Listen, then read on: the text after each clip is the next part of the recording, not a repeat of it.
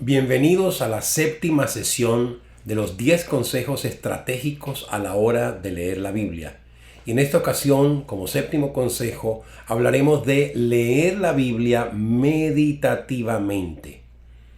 Cuando hablo de leer la Biblia meditativamente, hago referencia clara a la meditación.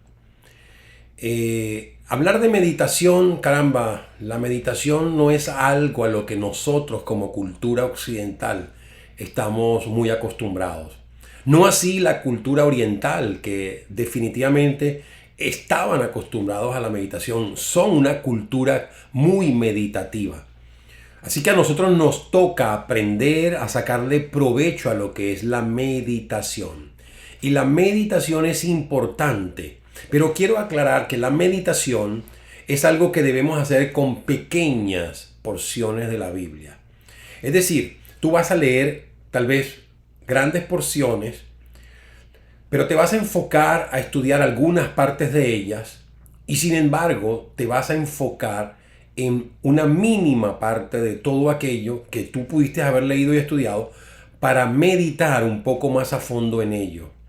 Hay cosas en las que de repente queremos, las que nos quedan mal, las que queremos, las que nos impactan. Y en esas son en las que nosotros nos vamos a detener para poder meditar. ¿Es importante la meditación? Sí, es muy importante. Yo quisiera compartir con ustedes un par de pasajes de la Biblia. Uno de ellos está en Josué capítulo 1, verso 8. Y ahí dice la palabra de Dios: nunca se apartará de tu boca este libro de la ley, sino que de día y de noche meditarás en él, para que guardes y hagas conforme a todo lo que en él está escrito.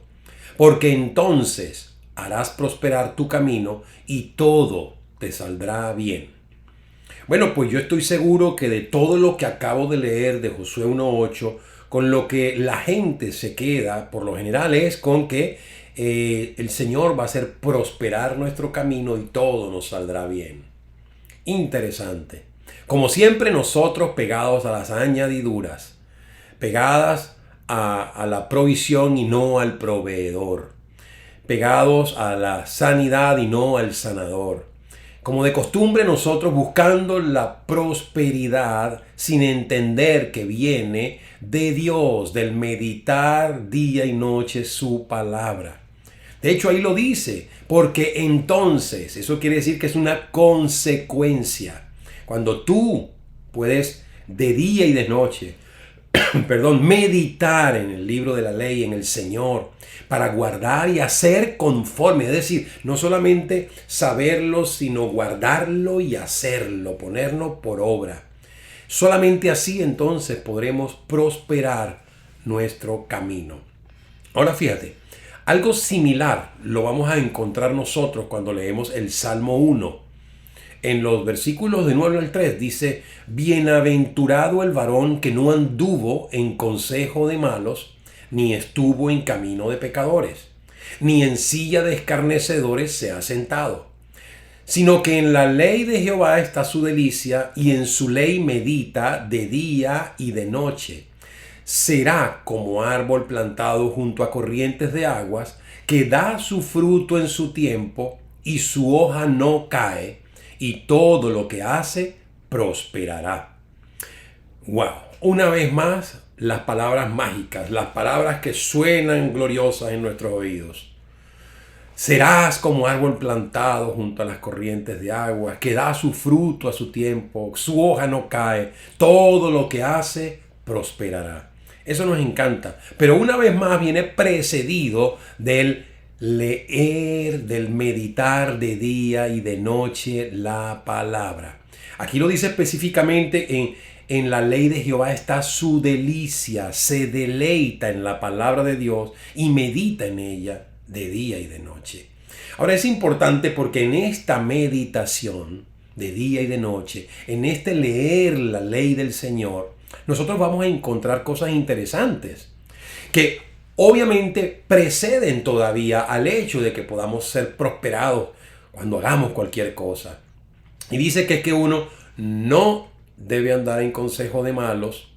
¿Qué mejor consejo que el de la palabra? Pero no, preferimos oír el consejo de los malos. Segundo, no estuvo en camino de pecadores.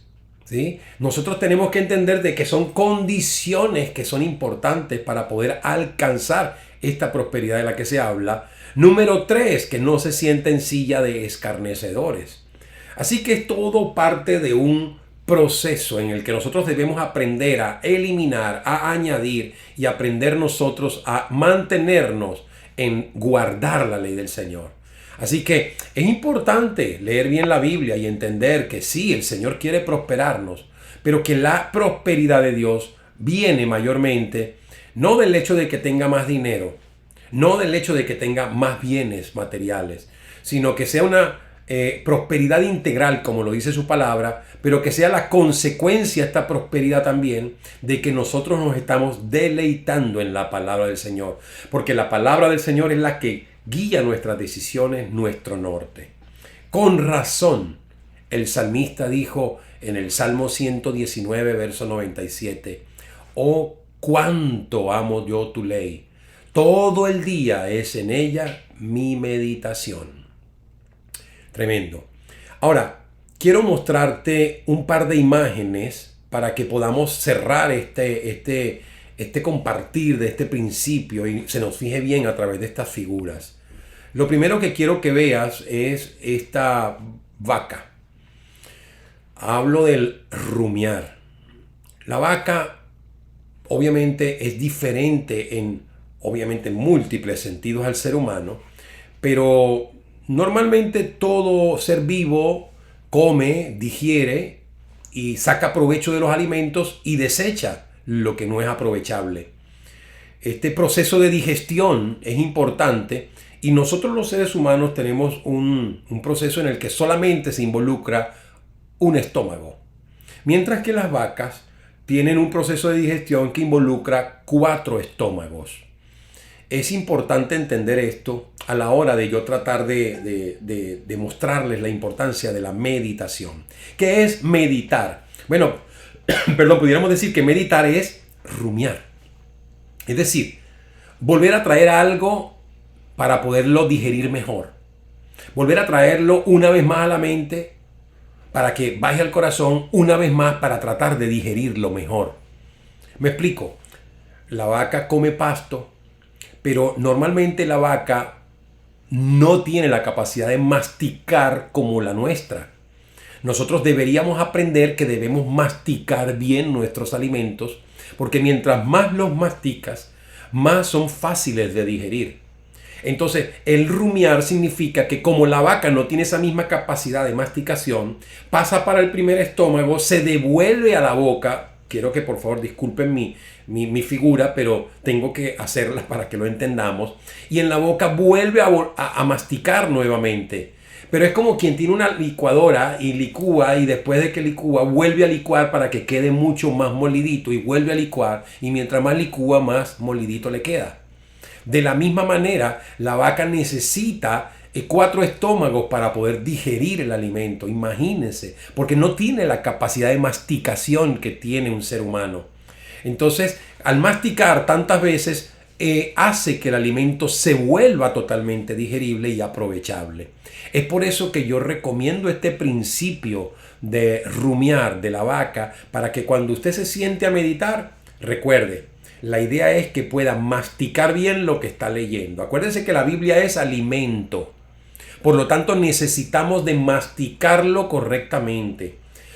Estamos acostumbrados, yo mismo tuve que aprender a masticar, porque yo desde muy joven, yo tragaba sin masticar. La verdad era un desaforado por comer y yo tragaba literalmente sin masticar. No quiero pretender ser el campeón de la masticación, todavía a lo mejor no lo hago perfectamente, pero ahora por lo menos mastico la comida. Sé que no me la trago entera. ¿Y cuál es el problema? Que no se puede digerir como debe ser. Dios permitió que la digestión fuese importantísima y la masticación es el punto inicial de la digestión. La digestión no comienza en el estómago, comienza en la boca con la masticación. Así que nosotros tenemos que aprender a masticar el alimento de la palabra para que esa palabra pueda ser digerida y asimilada para lo que sirve. Recuerde que cuando uno se alimenta, uno va tragando la comida y la comida va siendo absorbida por el cuerpo, se metaboliza, y eso quiere decir de que lo que a cada parte del cuerpo le sea necesario la va a tomar para sí. Por eso en la comida lo que le sea útil a las uñas, lo que sea útil para el crecimiento del pelo o para fortalecer la piel o cualquier cosa, eso lo va a tomar, y aquello que no sirve para nada, ya usted sabe por dónde va, para el desecho. Entonces, de igual manera nosotros tenemos que sacar provecho de la palabra. Ahora, lo bueno de la palabra es que la palabra no tiene desecho, no tiene desperdicio. Es importante sacarle el provecho al máximo. Por eso, mientras más la mastiquemos, más resultados vamos a tener. La otra figura que quiero compartir en este punto es la figura de la reflexión. Usted ve ahí a una mujer flexionándose, haciendo ejercicios. Bueno, esto es importante y yo quiero tal vez apegarme un poquito al origen de la palabra. La reflexión significa volver a. Re es volver a. Flexión, flexionar.